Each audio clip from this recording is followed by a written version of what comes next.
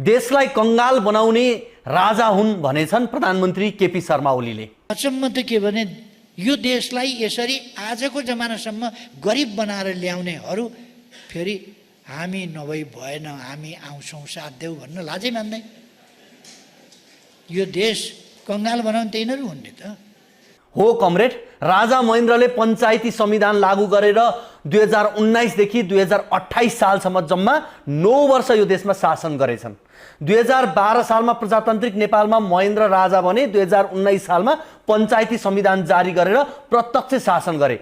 आधुनिक नेपालको विकासको आजसम्मको सबै खाका त्यही 9 वर्षको राजा महेन्द्रको शासनको रोडम्याप हो। त्यसैले महेन्द्रले देशलाई कंगाल बनाएकै हुन्। 9 वर्षमा महेन्द्रले हेर्नुस् त 14 अञ्चल र 75 जिल्ला बनाएर कंगाल बनाएछन्। नेपालमा भारतीय पाठ्यपुस्तक प्रतिबन्ध लगाएर कंगाल बनाए। भारतीय मुद्राको प्रचलनमा रोक लगाएर कंगाल बनाए। भारतीय सेनाको नेपालमा उपस्थिति रोकेर कंगाल बनाए। जल स्रोतमा भारतीय हस्तक्षेप रोकेर कंगाल बनाए। पञ्चवर्षीय योजनाको सुरुवात गरेर कंगाल बनाए। राष्ट्र बैंकको स्थापना